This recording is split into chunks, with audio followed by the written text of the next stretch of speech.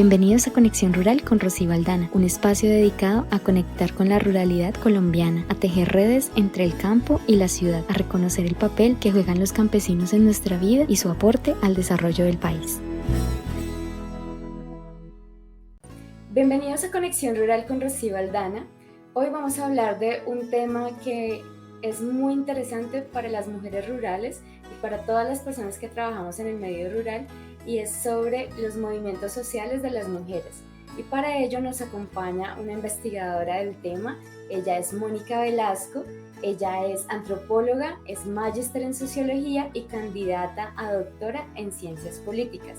Adicionalmente, ella es feminista y es experta en género, en movimientos sociales y de base.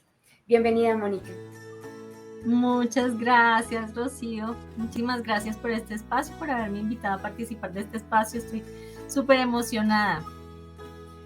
Bueno, muchas gracias a ti por acompañarnos el día de hoy. Cuéntanos, para iniciar esta conversación, ¿cómo surgen los movimientos sociales de las mujeres y en específico en Colombia? Bueno, en términos generales, los movimientos sociales surgen cuando la gente se reúne con una demanda puntual y se ponen de acuerdo sobre una forma de protesta para manifestar su inconformismo. Digamos que una de las características que tienen los movimientos sociales es que deben ser sostenidos en el tiempo y deben tener además una cierta organización. Entonces, por ejemplo, la gente piensa que las movilizaciones de protesta son movimientos sociales. No, no todas. Entonces, hay una diferencia entre acción colectiva, contenciosa, es decir, la protesta en la calle, y movimiento social. A pesar de que todos los movimientos sociales necesitan sí o sí una protesta, una manifestación pública, no todas las manifestaciones públicas alcanzan a ser movimientos sociales. Ya he explicado cómo surgen de todos los inconformismos que ha habido desde siempre. Y siempre y cuando se abran esas posibilidades, no todos los momentos políticos han sido propicios para que se abran esas oportunidades. En el caso de Colombia, hemos tenido movimientos campesinos, movimientos indígenas desde el siglo XIX, movimientos negros también desde el siglo XIX. De hecho, gracias a esas movilizaciones es que hoy tenemos la constitución que tenemos. Y las mujeres siempre han estado ahí. Incluso hubo como del movimiento indígena, por ejemplo, hubo una vertiente que era de mujeres indígenas que estaban organizadas. Y posteriormente, cuando empiezan a tener sus primeras conquistas, el movimiento social indígena comienza a tener sus primeras conquistas, empiezan a separarse porque hay unas demandas puntuales que tienen las mujeres y que los hombres no las comparten. Entonces ahí empieza como a separarse. Pasó lo mismo con las mujeres negras. De hecho, Afrodés, que fue uno de los primeros movimientos sociales negros que hubo en Colombia, tuvo una vertiente de mujeres que se separó. Fueron las primeras que se separaron, hicieron su movimiento social, la parte independiente, pero mantenían unas luchas conjuntas, ¿sí? Mantenían unos propósitos conjuntos, pero pues ellas tenían clarísimo que había unos objetivos que ellas querían alcanzar, que no eran los mismos de los hombres. Y lo mismo pasó también con el movimiento campesino. Por eso luego con el tiempo se crea ANMUSIC, que es como si uno lee la historia de los movimientos en Colombia, de los movimientos sociales de mujeres en Colombia, ANMUSIC es el primer referente que encontramos, que es la Asociación Nacional de Mujeres Campesinas Indígenas, y posteriormente se sumaron las mujeres afro, las negras.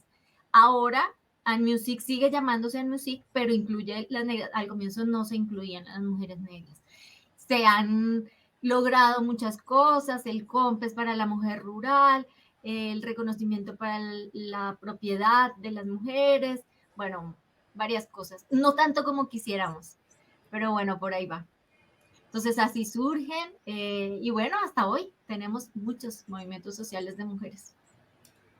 Mónica, Precisamente estas luchas de mujeres y metiendo un poco el tema también del feminismo, se pensaría que se producen más o surgen más desde la ciudad, precisamente por las brechas educativas que existen y las limitaciones que tienen las mujeres en la ruralidad para acceder a educación y acceder al conocimiento de que estos movimientos surgen y se desarrollan.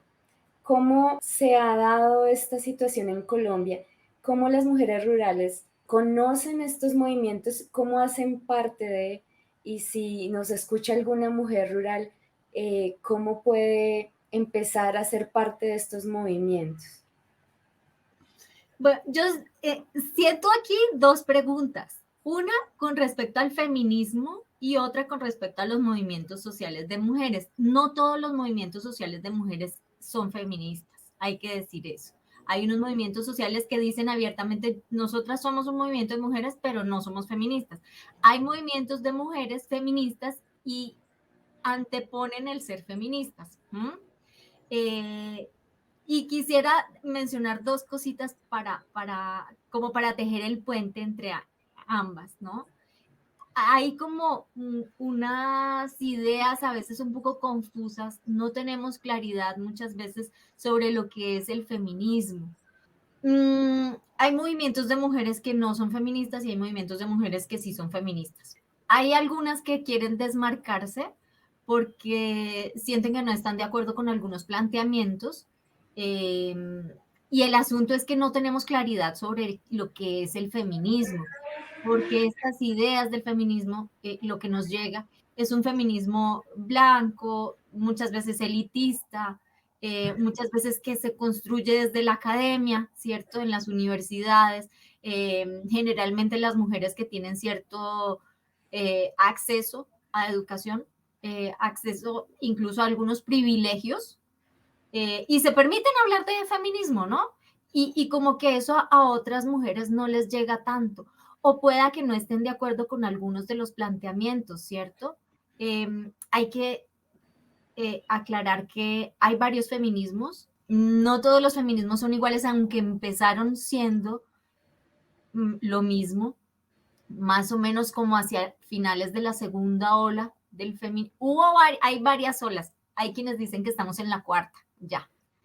Pero ya para finalizar la segunda ola, empiezan como a desmarcarse y a hacerse ciertos sectores, ¿sí? Que se sienten identificados con algunos planteamientos. Y hay uno de los feminismos que es el feminismo intersectorial, eh, que siento yo es el que más puede involucrar a la mujer rural, entendiendo rural como todo el mundo rural, ¿no? Mujeres campesinas, indígenas, afrocolombianas, ¿sí? Todas las que hacen parte del universo del mundo de lo rural. Este feminismo intersectorial es contrario al feminismo blanco, porque lo que nos está diciendo es, claro, no es lo mismo una mujer que ha tenido la posibilidad de vivir en una capital, en una ciudad capital, que ha tenido acceso a la educación, ha tenido el privilegio de viajar por el mundo y tiene cierto manejo del lenguaje, a una mujer que puede tener la misma edad, puede ser del mismo país, pero ha crecido en unas condiciones distintas, o es indígena, o es afro, o nunca ha salido, ni siquiera de su municipio, no ha tenido acceso a la educación. Es diferente, ¿sí? Y cuando hay algo que nos afecta a las mujeres, no nos afecta de la misma manera, ¿m? Porque hay un montón de condiciones que nos atraviesan. Lo que ocurre con las mujeres es bien particular, con las mujeres rurales es bien particular porque los movimientos surgen desde sus propias necesidades. O sea, no es que llegue una organización o un movimiento social que diga, vengan, vamos a organizarnos, vengan a ser parte nuestro, o llamen, o contáctense con tal número, o busquen. No, desde la misma raíz, desde las mismas organizaciones sociales de base, desde allí surge la movilización, desde las necesidades locales. ¿Qué necesidades locales puede haber? Por ejemplo, ahorita que, digamos, estamos ahorita ya entendiendo un poquito lo que ocurrió en todas nuestras décadas de conflicto armado. Una de las cosas que ocurrieron es que la guerra cobró más vidas de hombres que de mujeres. Y las mujeres tuvieron que asumir un montón de labores que antes asumían en pareja, o las asumía su padre, o las asumían en familia, con desplazamientos, con asesinatos, con todos los crímenes que se cometieron. Muchas mujeres tuvieron que verse enfrentadas a asumir esas actividades, primero que no las habían hecho, pero segundo, y muy importante, es que eso les ha permitido participar de espacios de decisión que antes habían sido vetados. Entonces no es que les llegó el feminismo y ahora ellas tomen partido y ahora sean las, participen de la Junta de Acción Comunal y organicen. No es que el feminismo les llegó, es que lo vivieron, o sea, de ahí nació. Eh, eh, Ahí emerge de la misma vivencia, de la misma cotidianidad, de la misma necesidad. ¿No?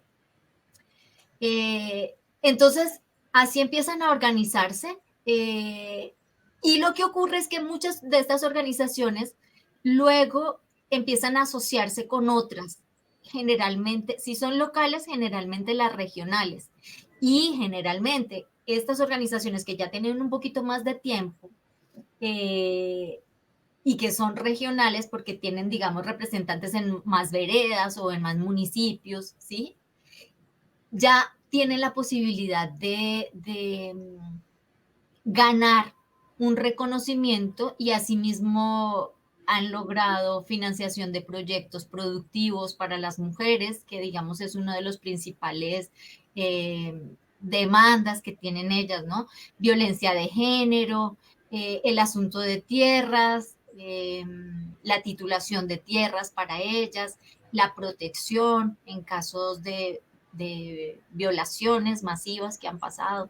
No es que llegue una organización, respondiendo nuevamente, volviendo a la pregunta, no es que llegue una organización o un movimiento social, sino que desde la misma base comienzan a agruparse de acuerdo a las necesidades. También asociadas algunas veces a juntas de acción comunal, en torno además a unas causas que tienen que ver con lo local, por ejemplo, la defensa de un bosque, la defensa de un río, o de una quebrada o de un territorio, de sus propios hijos, ¿sí? Frente a eso es que ya surge la necesidad. Claro, hay unas organizaciones de mujeres mucho más grandes, que yo les llamo de plataforma, gestionan recursos de cooperación internacional, ¿sí? Y por eso, digamos, tienen la posibilidad de escribir informes. Buena parte de lo que hoy sabemos sobre las mujeres rurales lo han escrito estas organizaciones, ¿sí? Estas organizaciones de plataforma. Son las que gestionan los recursos, son las que escriben los informes, son las que además llevan un reporte porque cuando tienen que hacer una reunión, organizan la logística con los buses, con la alimentación, con quién va a cuidar a los niños mientras las mujeres están conversando, quién las regresa, ¿sí? Entonces llevan listas de asistencia, entonces tienen unos reportes valiosísimos, pero siguen siendo organizaciones regionales y locales. A lo que voy es, no hay una organización de mujeres desde arriba que venga y las organice o algo grande que venga y las absorba. No, es más bien, desde lo pequeñito, desde lo local, comienzan a tejerse unas redes de solidaridad y apoyo. Y así se construyó precisamente el Movimiento Social de Mujeres en Colombia, que es una red de muchas organizaciones, son cerca de 30 organizaciones, muchas de esas a su vez asocian a otras más pequeñitas, o sea, estaremos hablando de unas más de 100 organizaciones de mujeres que se van tejiendo en distintos niveles. Perfecto. Tú hablabas de un valor que creo que se resalta en este tipo de movimientos a partir de las mujeres y es la solidaridad. ¿Qué hace que una mujer o las mujeres decidan crear estos movimientos y cómo se pueden desligar de esas de los patriarcados, de las figuras machistas, incluso del miedo luego del conflicto, cómo logran posicionarse para lograr objetivos comunes. Hay unas historias hermosísimas de cuando uno escucha cómo fue que surgió esa organización o esa asociación de mujeres. Hay unas historias bellísimas, ¿no? Hay algunas que se reunían con el pretexto de cocinar, pero realmente querían hablar, ¿sí? Realmente lo que querían era hacer catarsis del dolor. Entonces era el momento perfecto, la cocina, el sancocho era el momento perfecto para compartir eso, porque además decían ellas, voy a citar un poquito algunos testimonios, decían, es como hablar con un espejo, porque cuando yo le cuento o ella me cuenta, es como lo que yo vivo. Cuando ella habla, es como lo que yo estoy viviendo. Entonces empiezan a sentirse, a tejerse esos lazos de solidaridad, de afecto también, y a entender que a partir de la posibilidad de hablar es que se puede expresar el dolor y superarlo. También en torno al cuidado especialmente de los hijos y de las hijas, la necesidad de protegerlos, pues porque bueno, estaba la guerra latente. Entonces esas organizaciones y asociaciones que empiezan a acogerlas, ¿no? Tengo que ir a trabajar, no tengo con quién dejarlo, y empiezan entre ellas a decir, déjemelo a mí. Y empiezan ellas mismas a turnarse. No, yo no puedo estar. Entonces organizan horario. Ellas mismas se gestionan. Ellas mismas hacen, incluso han hecho comités, ¿sí? Hay organizaciones que tienen comités para todo, para vender tamales, para cuidar a los niños. Generalmente son las chicas adolescentes las que se encargan de cuidar a los chiquitos mientras las grandes están hablando. Entonces ya lo tienen organizadísimo. ¿Cómo lo hacen? Surge de la misma necesidad eh, y de ese sentimiento común, ¿sí? Había otras, por ejemplo, que se reunían siempre después de la misa. Era un testimonio muy, muy particular porque cuando llega el grupo armado y hay violaciones masivas, empieza a imponerse una forma de hablar, de vestirse, de salir, hay toques de queda. Entonces, ellas decían que lo más frustrante era que ni siquiera podían ir a misa, porque y lo importante no era tanto rezar, ¿sí? Era importante, pero era el comadreo después de salir de la misa lo que les ayudaba a llevar, a sobrellevar lo que estaban viviendo, ¿no? Entonces, bueno, esas han sido una de las cosas más difíciles que han tenido que enfrentar las mujeres en Colombia frente al conflicto armado, que es esta imposición, lo que mencionabas ahorita, ¿no? El patriarcado, lo que se ha dicho ya también desde la academia, pero que se vive en el territorio, y es el cuerpo de las mujeres como campo de combate. Se comprobó que para menguar a una población, para doblegar a todo un territorio, se accedía a violar a las mujeres y automáticamente eso era como el, con esa acción lograban desplazar, lograban dominar, los hombres tenían unas caídas tremendas por el impacto que implicaba no haber podido defender a su pareja. Ellas también con la vergüenza, con su vida deshecha, porque retomar luego su vida sentimental, afectiva, era sumamente complicado.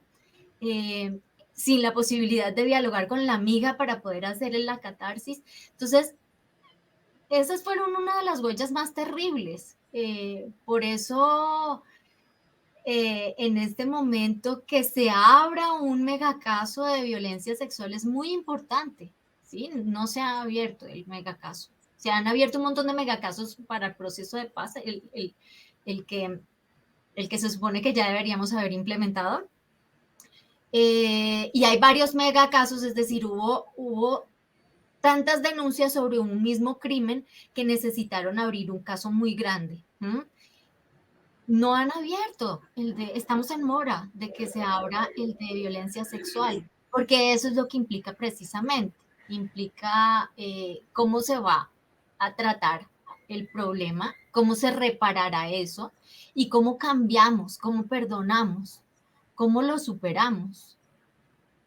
Eh, Vale. y que tiene que pasar, definitivamente tiene que pasar porque se caigan esos parámetros de guerra. El cuerpo de la mujer no puede seguir siendo un territorio de combate.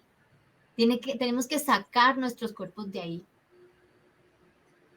¿Cómo se llevan estos movimientos sociales a la zona rural con las niñas, mujeres y adolescentes? ¿Cómo se está logrando hacer ese empalme generacional de ese posicionamiento? Mm, ha sido bastante rápido porque a diferencia de las mujeres de antes, que tenían la única posibilidad del correo humano, ahora la mayoría de gente estamos interconectados. Claro, en las zonas rurales es mucho más difícil, pero hay conexión, ¿sí? Hay la posibilidad de ver videos, de saber qué es lo que está pasando en otros lugares. La comunicación es mucho más rápida. Y entonces se han ampliado estas posibilidades de diálogo con el otro y con la otra. Las niñas, las jóvenes, ya están enterándose de otras cosas que están pasando con otras mujeres, ¿no? Lo vimos hace poco, hace un par de años, con el baile de las chilenas, las tesistas, el de un violador en el camino. Lo sacaron un día las chilenas, las chicas de Chile, al día siguiente lo estaban repitiendo en México, a los 8 días lo estaban haciendo en Colombia, chicas en la India, sí. Entonces ahora tenemos esa posibilidad de estar interconectadas y saber lo que está haciendo la otra, ¿sí? El pañuelo verde que fue impulsado por las argentinas es un símbolo ya. Ya es un símbolo y todas sabemos lo que significa. O el pañuelo lila en la muñeca, todas sabemos lo que significa. Incluso para las niñas que están en lugares más apartados, empiezan también con estas posibilidades de acceder a la educación, cada vez hay mayores posibilidades, aunque siguen siendo eh, no tan amplias como lo deseáramos. Pero ya se ha comprobado que cada vez hay más mujeres, niñas, que acceden a la educación. Y pasa con las adolescentes también. Entonces, hay como este intercambio de saberes, de lo que está ocurriendo, de cómo se está entendiendo. También los hombres lo están viviendo, ¿sí? Entonces ya los hombres, incluso frente a cosas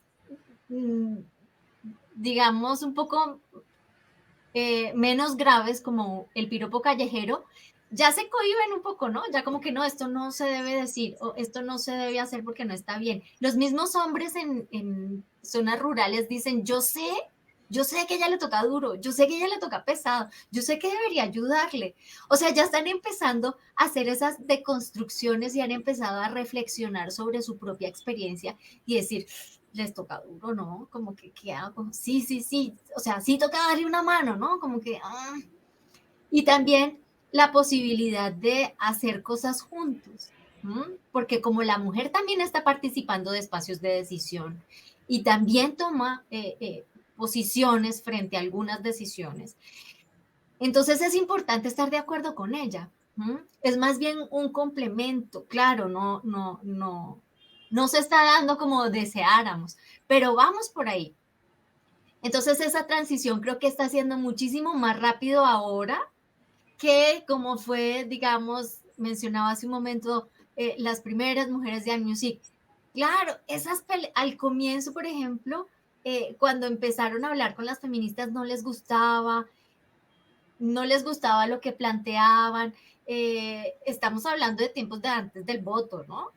Entonces, quienes impulsaban el derecho al voto y las que querían otras cosas, que eran, sí, siempre movimientos de mujeres, pero había cosas en las que decían, ay, como que yo no quiero estar ahí. Ahorita creo que es un poco más dialogado, hay más posibilidades de acceder a la información, a este intercambio también, y también de la posibilidad de querer o no pertenecer, ¿sí? A un cierto colectivo. Entonces sí, se ven muchas organizaciones de chicas jóvenes que están impulsando otras cosas, ¿no? Porque también van cambiando las demandas, ¿sí? Claro.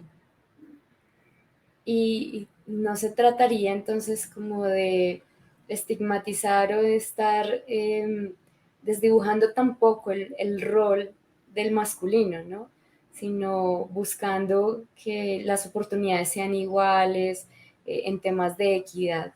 Que creo que eso ya también se está empezando a entender de parte y parte. Mira, yo considero que es súper importante que el feminismo empiece a cambiar los términos y empecemos a hablar de otra manera, ¿sí? Porque cuando se le habla a los hombres de se les van a acabar los privilegios, los hombres no quieren, nadie quiere, ¿sí? Y van a perder sus privilegios. O sea, no. Y esa amenaza de se va a caer, el patriarcado se va a caer. Claro, es una amenaza. Eh, y yo creo que no por ser maternalista, pero sí con la intención de que si no lo hacemos con amor y pedagogía desde la minucia de la cotidianidad, no la vamos a lograr, porque necesitamos su apoyo. Para que podamos hacerlo, es impajaritable el apoyo de los hombres. No lo podemos hacer solos. Entonces, cargarnos, ¿como para qué? ¿Como para qué enemistarnos? O sea, no.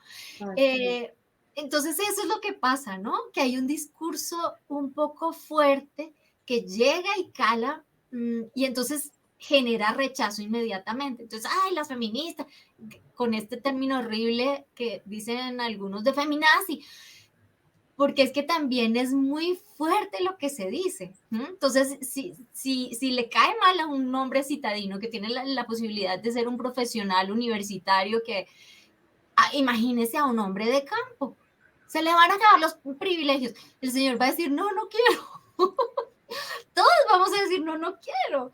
Entonces es más bien, ¿cómo podemos cambiar esos términos? ¿Cómo podemos empezar un diálogo y empezar a equilibrar las cargas? Y entender que hay unas cosas que hacen los hombres y que son, sí, digamos, desde el feminismo académico se dice los roles de género, porque se obligó que las mujeres tienen que cuidar a los niños, a las niñas y a los mayores y tienen que quedarse cocinando y entonces vamos a salir de las cocinas y vamos a entrar a las universidades. Pero resulta que es que desde la cocina se hace un trabajo político también y desde la crianza también.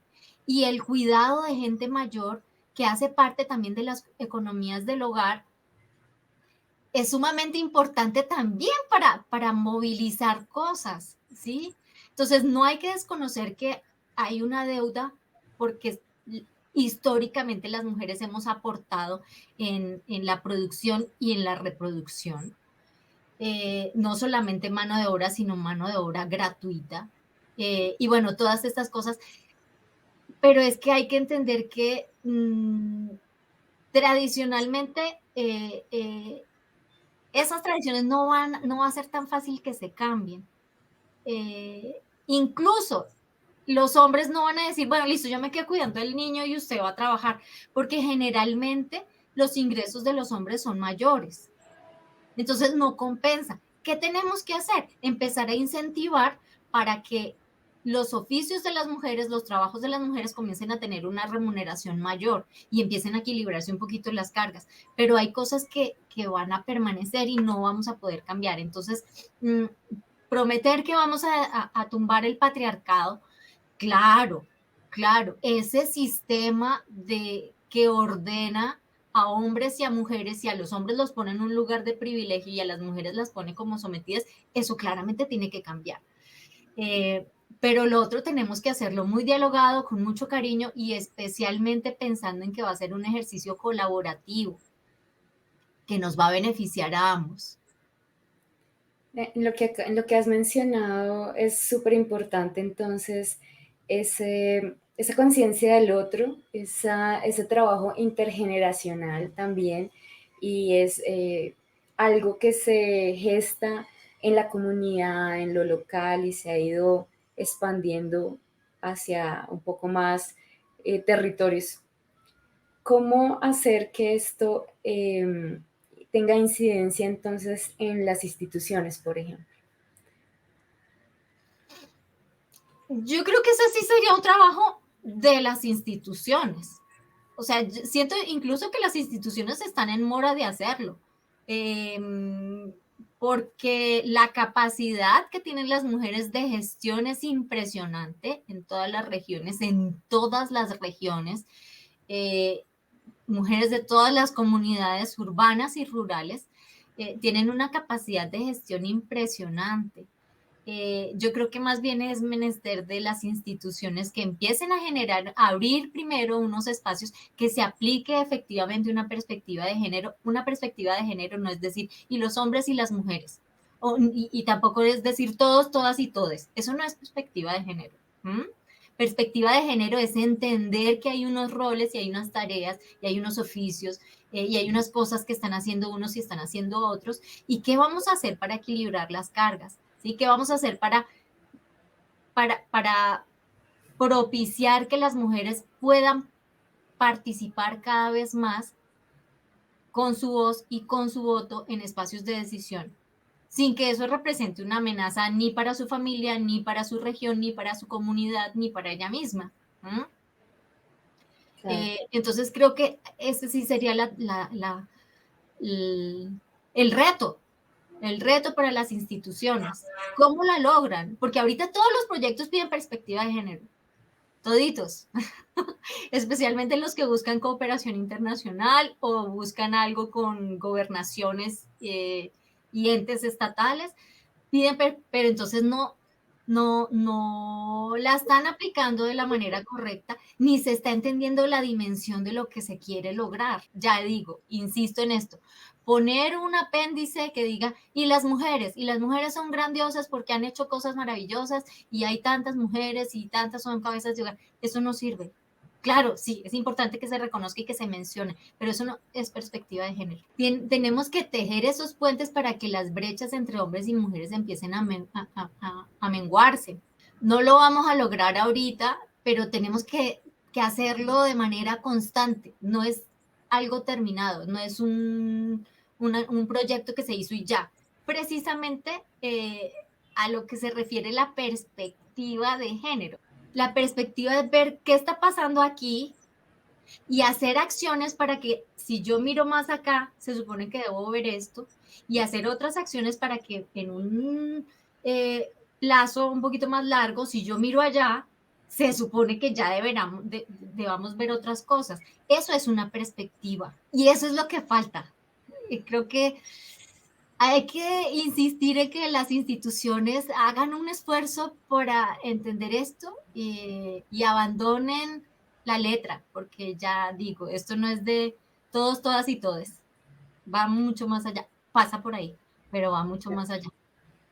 Claro, es de poder observar qué transformaciones queremos generar a partir de las necesidades propias de nuestras vidas, de nuestras comunidades y cómo llegar allá en una visión más de equidad, no de números, de cuántas mujeres participan, sino cómo transformamos en términos de calidad de vida y de equidad en oportunidades. Has mencionado una cosa súper fabulosa, Rocío, y es las necesidades. Si trabajamos puntualmente sobre qué es lo que las mujeres consideran que son sus necesidades, resulta que son diferentes a las de los hombres.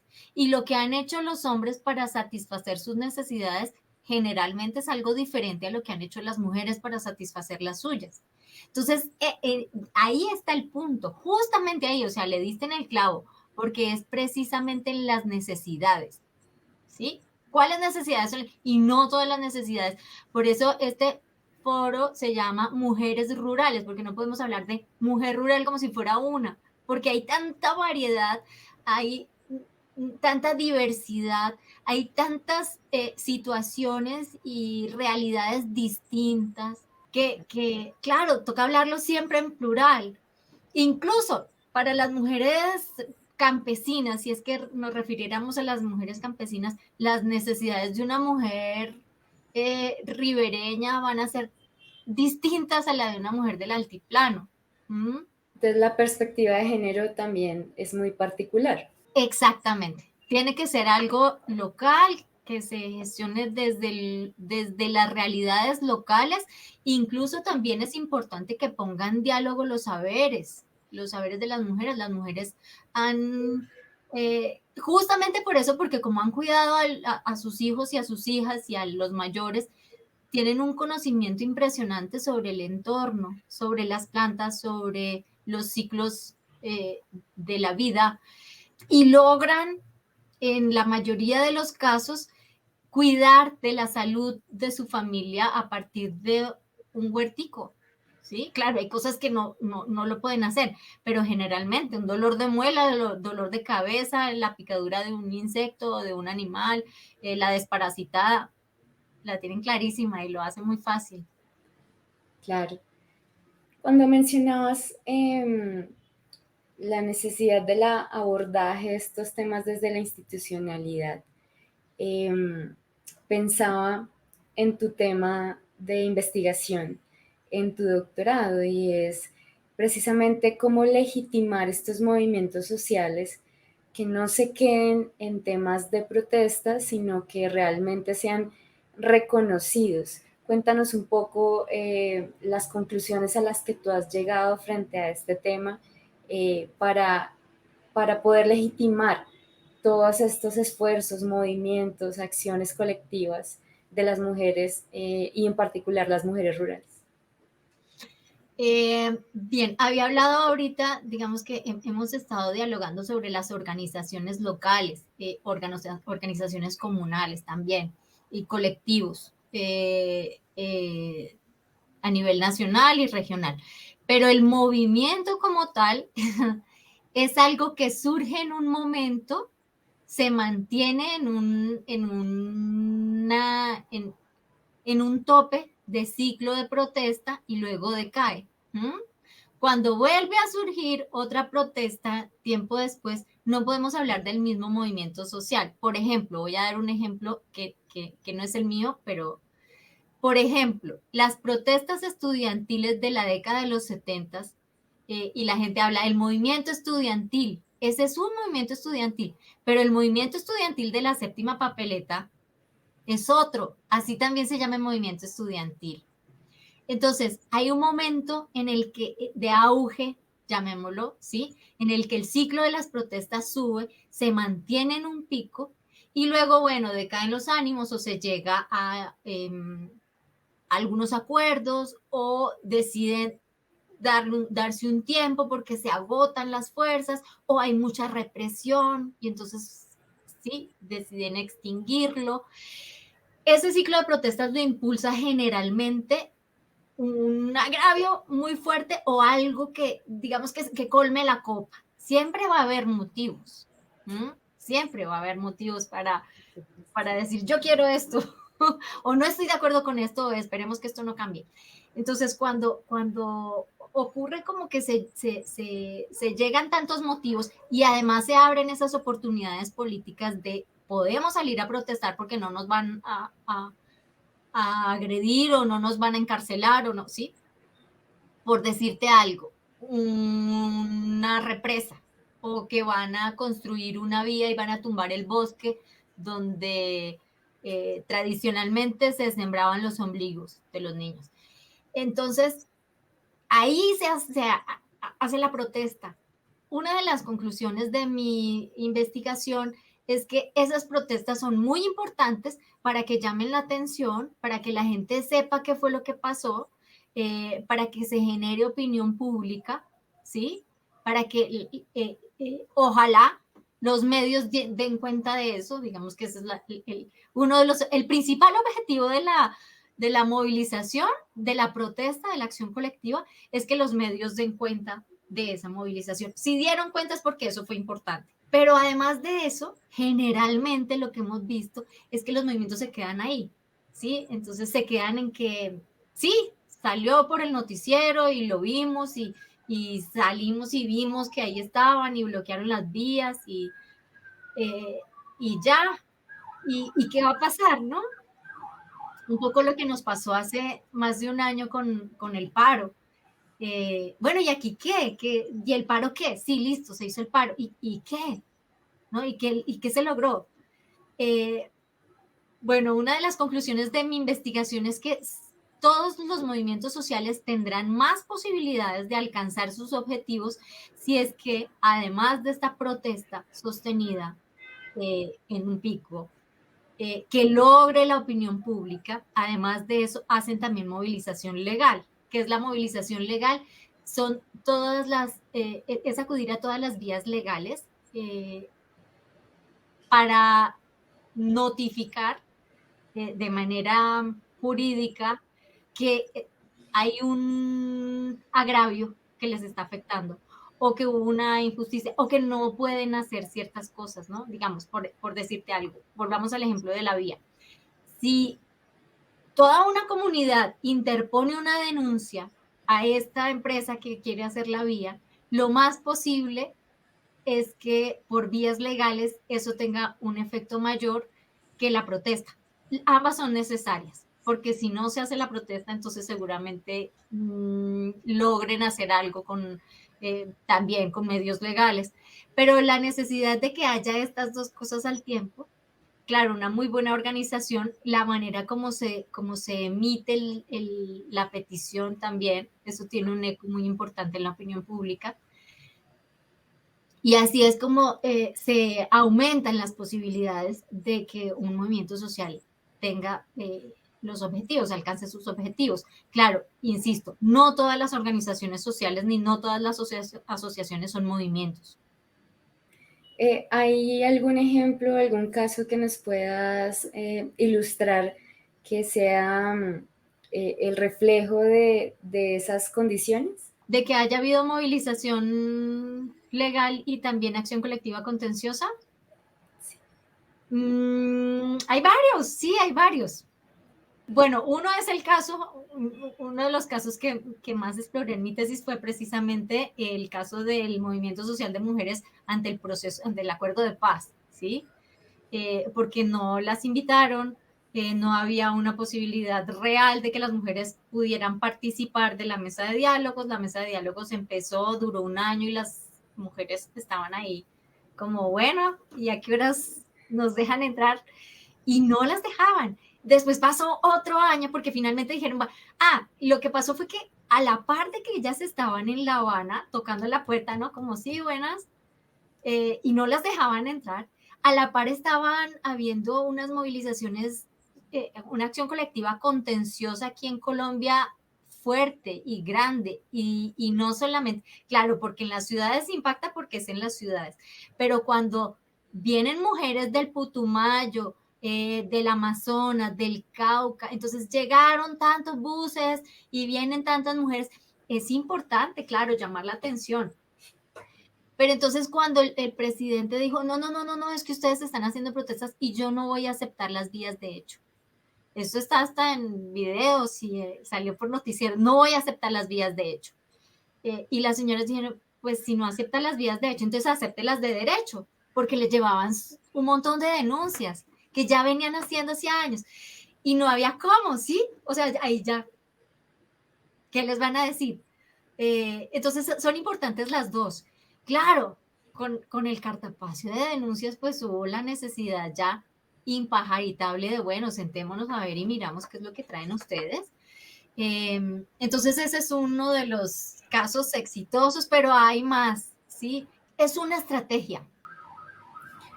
Retomando el caso de las mujeres en el acuerdo de paz, ¿qué se logró frente a la inclusión de los temas de mujeres rurales en el acuerdo de paz?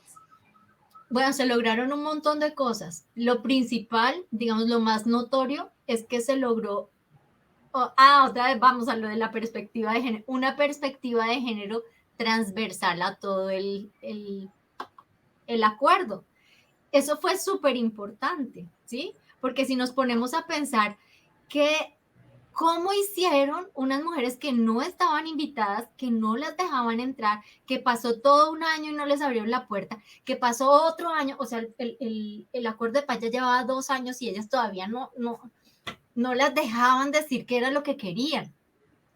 ¿Cómo es que solamente estuvieron 2 años de los 4 que que duran los diálogos y terminan siendo unos actores preponderantes? ¿Qué significa que sean preponderantes? Que el acuerdo de paz no se firmaba si ellas no estaban de acuerdo. ¿Cómo la logran? ¿Sí? ¿Cómo logran esta? O sea, es como si a ti no te dejan entrar, ni siquiera te invitan y terminas tomando las decisiones, ¿no? Un poco así. ¿Cómo lo lograron? Mediante las denuncias, mediante toda la movilización legal, acciones de ¿qué son? Acciones de tutela, denuncias ante la Fiscalía, Procuraduría, Defensoría del Pueblo, una y otra. O sea, hay cientos y cientos y cientos de denuncias de muchas mujeres denunciando generalmente los mismos hechos. Entonces, ¿qué hizo eso? Que se crearan macrocasos. Entonces, el primer logro, digamos, del movimiento social de mujeres es que se abriera la subcomisión de género. Esa subcomisión de género lo que hizo fue ir a los territorios a corroborar lo que ya habían hecho las mujeres, hicieron una cumbre nacional de paz para recoger todos los sentires, todas sus demandas, porque además se abrió ese canal de posibilidades. Yo me imagino que se acuerdan cuando el presidente dijo, cualquiera puede opinar y decir lo que quiere que quede en el acuerdo. Pues bueno, ellas hicieron la tarea y fueron y la llevaron. Entonces, logran que se haga esta subcomisión de género, logran además, que eso es súper importante para los movimientos sociales, cuando el movimiento social logra sentarse a dialogar como interlocutor válido con el oponente, eso es un logro impresionante. Logran también que se llame a unas personas alternas, ¿m? Para que medien, que no estén ni de un lado ni del otro, y medien ese diálogo y se pueda llegar a unos acuerdos. Uno de los acuerdos es precisamente que haya una perspectiva transversal a todo el acuerdo, que haya unos macrocasos, que por ejemplo el caso de la violencia sexual no sea un delito impugnable, es decir, no es como que yo confieso y entonces me dan la pena mínima, no, eso no entró a la JEP y ellas lograron eso. Perfecto. Muy, muy interesante todos estos casos. En este programa estamos manejando un concepto que es el campesioptimismo. Para ti, ¿qué sería el campesioptimismo, Mónica? Eso suena súper bonito. A ver, me evoca, más que me evoca, el concepto me evoca.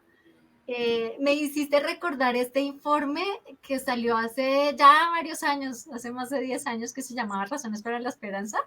¿Qué es eso? Es tener esa ilusión, no ilusión como algo efímero, sino como el deseo sincero y honesto de tenemos que hacerlo bonito y va a funcionar si lo hacemos bonito.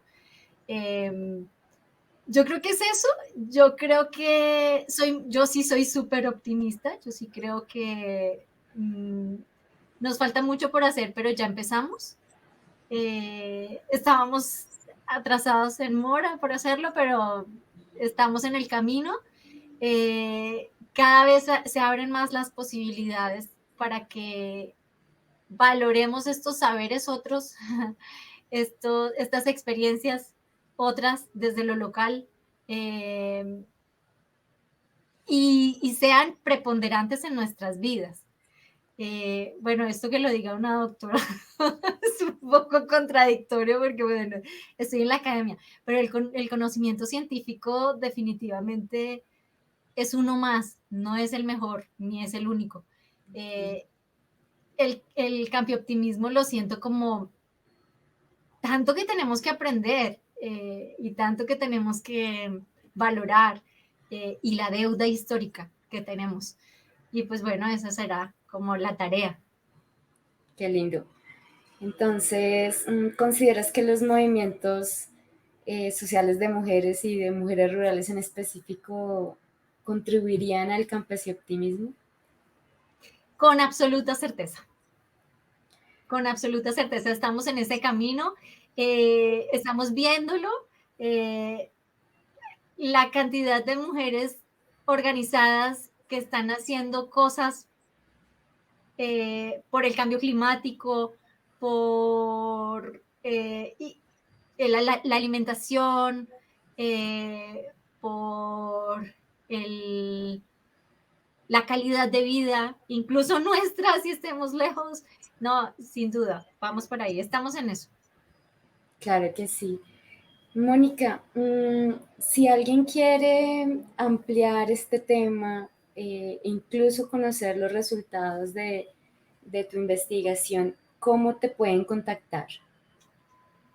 Podrían escribirme por Twitter o escribirme a mi correo. Generalmente mi Facebook es abierto, nunca pongo privacidad, ahí estoy. Bueno, por esas vías. ¿Cómo es? Para que quienes lo están escuchando puedan El tomar nota. correo es monicavelascolarter@gmail. Mónica Velasco O, pero esa Velasco va con minúscula. Todo Mónica Velasco y la O en mayúscula. ¿Algún último mensaje para las mujeres o los hombres que estamos por lo general en la zona urbana o en la ciudad para que nos acerquemos o cómo acercarnos a este tipo de movimientos y conocer un poco más? El principal mensaje sí quisiera que fuera que este ejercicio de despatriarcalizar, si pudiéramos llamarlo así, debemos hacerlo en conjunto. Que necesitamos imparentablemente el apoyo de los hombres, que es indispensable, necesario y será muy oportuno. A las mujeres también las invito a que participen cada vez más, a que participen con su voz y con su voto, que ya no tengamos miedo. A llamarnos también a tejer esas redes de solidaridad y apoyo. Ya son otros tiempos, ya la manera como nos vemos entre nosotras es distinta. Y creo que eso nos va a permitir también convertirnos progresivamente en una sociedad más amable, más justa. Qué lindo, pues este tema definitivamente nos toca a todos, independiente de la zona donde vivamos. Es un tema que nos une entre lo urbano y lo rural y nos muestra esa conexión que existe entre todos y que definitivamente esto es un trabajo de común acuerdo como sociedad y que demanda de unas deconstrucciones como tú lo comentabas y una apuesta por una mejor sociedad y unos cambios generacionales que se requieren para un mejor país, para un mejor futuro, tanto en lo rural como en lo urbano. A ti, Mónica, muchas gracias por tu tiempo, por compartir tu conocimiento con nosotros. Ay, Rocío, muchísimas gracias. Fue un momento muy agradable. Estoy feliz de que me hayas invitado, de abrir este espacio para que yo hablara. Bueno, y estaré pendiente de tus próximos podcasts. Me encantan, además, los sigo todos, me fascinan. Y bueno, ahí estamos en contacto. Bueno, muchas gracias a todos ustedes. Los esperamos en un próximo episodio de Conexión Rural con Rocío Aldana. Las opiniones expresadas en este programa son de exclusiva responsabilidad de quienes las emiten y no representan necesariamente las opiniones de instituciones u organizaciones de las cuales hayan hecho o hagan parte.